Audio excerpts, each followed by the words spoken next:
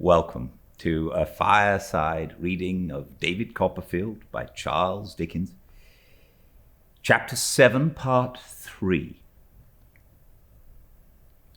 There was only one other event in this half-year out of the daily school life that made an impression upon me which still survives. It survives for many reasons.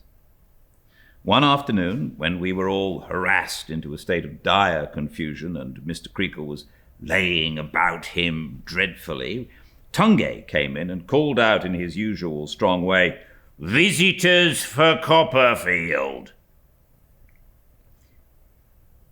A few words were exchanged between him and Mr. Creakle as who the visitors were and what room they were to be shown into, and then I, who had, according to custom, stood up on the announcement being made and felt quite faint with astonishment, was told to go by the back stairs and get a clean frill on before I repaired to the dining room.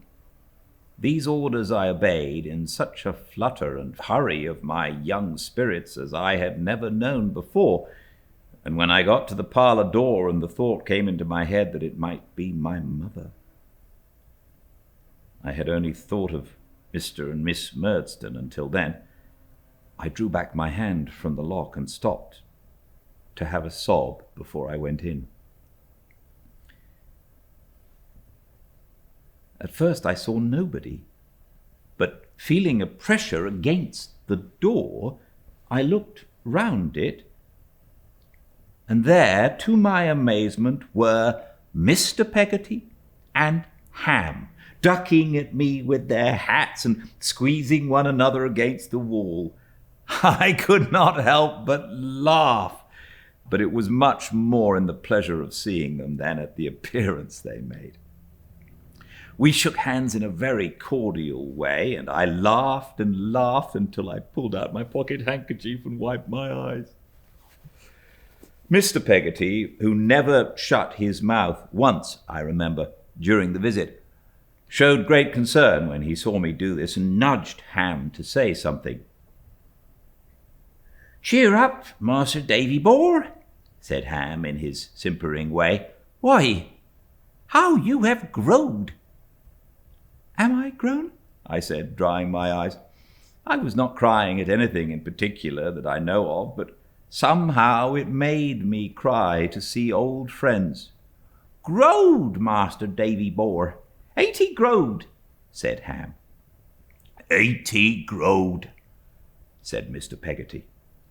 They made me laugh again by laughing at each other, and then we all three laughed until I was in danger of crying again.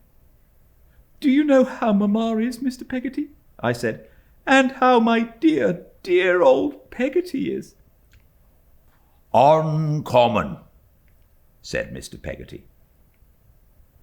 "And little Emily and Mrs. Gummidge?" "Uncommon," said Mr. Peggotty. There was a silence. Mr. Peggotty, to relieve it, took 2 prodigious lobsters and an enormous crab and a large canvas bag of shrimps out of his pockets and piled them up in Ham's arms. "You see," said Mr. Peggotty, "knowing as you was partial to a little relish with your victuals when you was along with us, we took the liberty.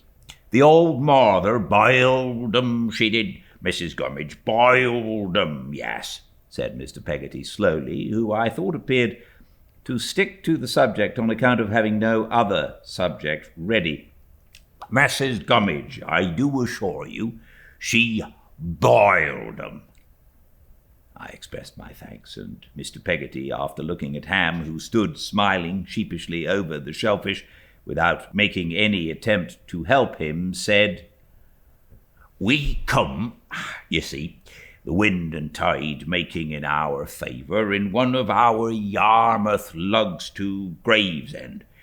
My sister, she wrote to me the name of this here place, and I wrote to me as if ever I chanced to come to Gravesend, I was to come over and inquire for Master Davy and give her duty, humbly wishing him well and reporting of the family as they was Uncommon, to be sure. Little Emily, you see, she'll write to my sister when I go back, and as I see you, and you was similarly uncommon, and so we make it quite a merry-go-rounder. I was obliged a little to consider before I understood what Mr. Peggotty meant by this figure expressive of a complete circle of intelligence. I then thanked him heartily and said, with a consciousness of reddening, that I supposed little Emily was altered too, since we used to pick up shells and pebbles on the beach. She's getting to be a woman, that's what she's getting to be, said Mr. Peggotty. Ask him. He meant Ham, who beamed with delight and assent over the bag of shrimps. Her pretty face, said Mr. Peggotty, with his own shining like a light. Her learning, said Ham. Her writing, said Mr. Peggotty. Why, it's as black as jet, and so large it is you might see it anywheres. It was perfectly delightful to behold with what enthusiasm Mr. Peggotty became inspired when he thought of his little favourite. He stands before me again, his bluff, hairy face irradiating with a joyful love and pride for which I can find no description. His honest eyes fire up and sparkle as if their depths were stirred by something bright. His broad chest heaves with pleasure. His strong, loose hands clench themselves in his earnestness, and he emphasizes what he says with a right arm that shows, in my pygmy view, like a sledgehammer. Ham was quite as earnest as he. I dare say they would have said much more about her if they had not been abashed by the unexpected coming in of Steerforth, who, seeing me in a corner speaking with two strangers, stopped in a song he was singing and said, I didn't know you were here, young Copperfield, for it was not the usual visiting room, and crossed by us on his way out. I'm not sure whether it was in the pride of having such a friend as Steerforth, or in the desire to explain to him how I came to have such a friend as Mr. Peggotty, that I called to him as he was going away. But I said modestly, good heaven, how it all comes back to me this long time afterwards. Don't go, Steerforth, if you please. These are two Yarmouth boatmen, very kind, good people, who are relations of my nurse, and have come from Gravesend to see me. Aye, aye, said Steerforth, returning. I am glad to see them. How are you both? There was an ease in his manner, a gay and light manner it was, but not swaggering, which I still believe to have borne a kind of enchantment with it. I still believe him, in virtue of this carriage, his animal spirits, his delightful voice, his handsome face and figure, and for aught I know, of some inborn power of attraction besides, which I think a few people possess, to have carried a spell with him, to which it was a natural weakness to yield, and which not many persons could withstand.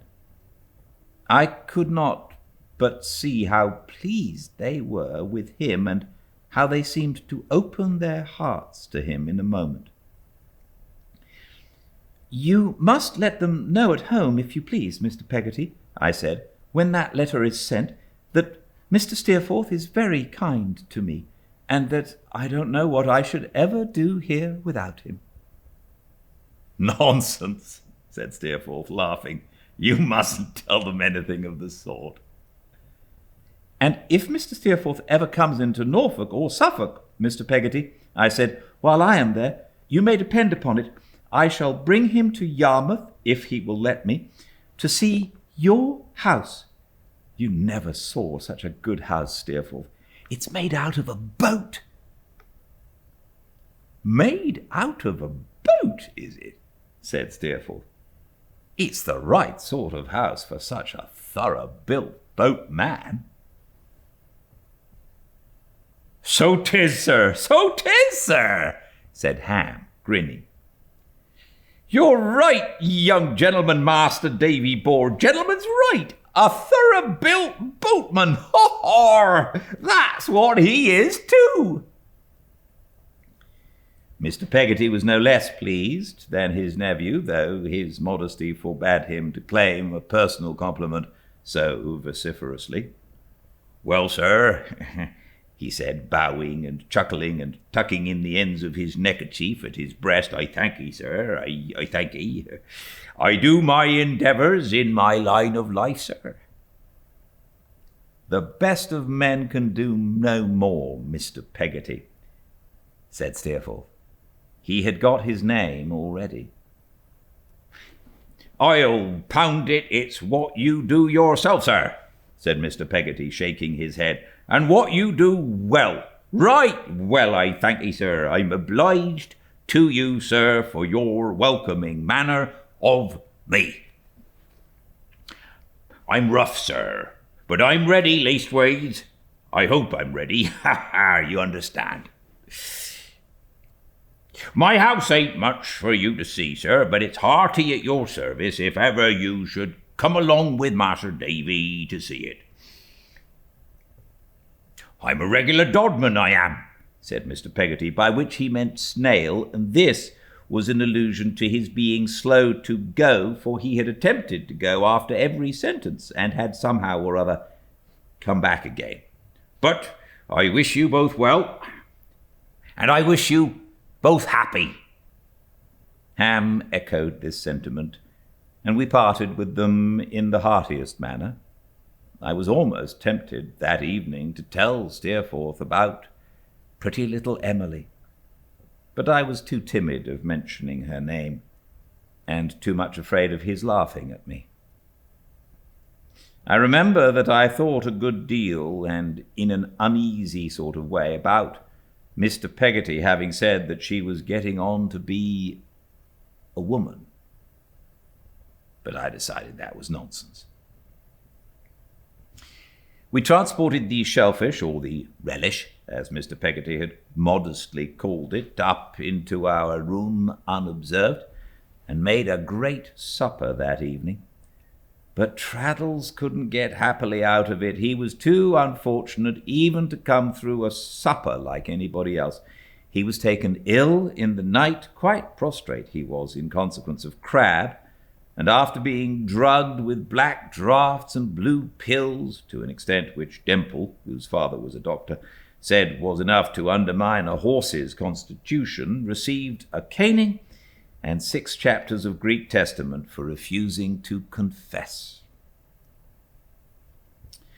The rest of the half-year is a jumble in my recollection of the daily strife and struggle of our lives, of the waning summer and the changing season, of the frosty mornings when we were wrung out of bed, and the cold, cold smell of the dark nights when we were wrung into bed again, of the evening schoolroom dimly lighted and indifferently warmed, and the morning schoolroom which was nothing but a great shivering machine, of the alternation of boiled beef with roast beef and boiled mutton with roast mutton, of clods of bread and butter, dog's-eared lesson books, cracked slates, tear-blotted copybooks, canings, rulerings, hair-cuttings, rainy Sundays, suet puddings, and a dirty atmosphere of ink surrounding all. I well remember, though, how the distant idea of the holidays, after seeming for an immense time to be a stationary speck, began to come towards us, and to grow and grow. How from counting months we came to weeks, and then to days, and how I then began to be afraid that I should not be sent for, and when I learned from Steerforth that I had been sent for and was certainly to go home, had dim forebodings that I might break my leg first. How the breaking up day changed its place fast at last, from the week after next to next week, this week, the day after tomorrow, tomorrow, today, tonight, when I was inside the Yarmouth mail and going home. I had many a broken sleep inside the Yarmouth mail, and many an incoherent dream of all these things. But when I awoke at intervals, the ground outside the window was not the playground of Salem House, and the sound in my ears was not the sound of Mr. Creakle giving it to Traddles, but the sound of the coachman touching up the horses.